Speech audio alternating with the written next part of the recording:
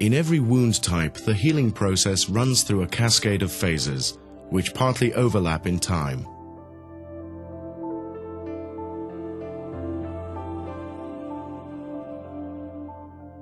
The immediate reaction to injury is a contraction of the capillaries to reduce bleeding.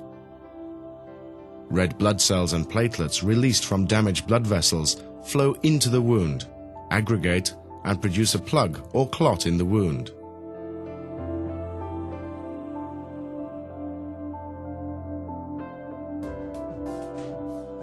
The first step in the inflammatory process is dilatation of the capillaries. Increased permeability of the capillary allows serum and white blood cells to migrate into the wound area. Here, the white blood cells differentiate into different cells, including neutrophils and macrophages. Neutrophils and macrophages are attracted to the damaged cells and bacteria by chemical substances. They become phagocytic and engulf dead tissue and bacteria. Once all the dead tissue is eliminated, the inflammation gradually subsides.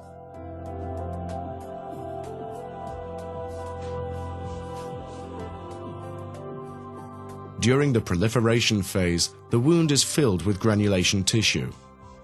Granulation tissue consists of newly formed capillaries and connective tissue.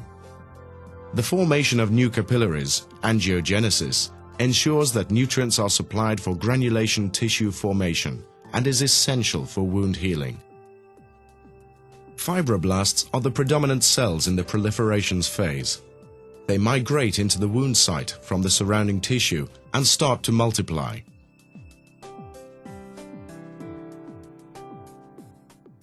In the last part of the proliferation phase, the wound is made smaller by wound contraction. Wound contraction is brought about by specialized fibroblasts with contractile properties called myofibroblasts.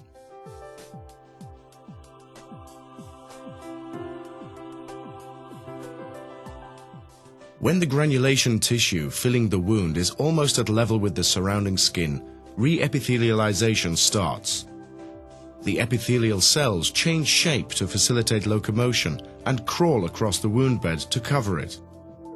Migration stops as soon as cells regain contact. The cells change back to their normal appearance and reattach themselves to the basement membrane. The wound is closed.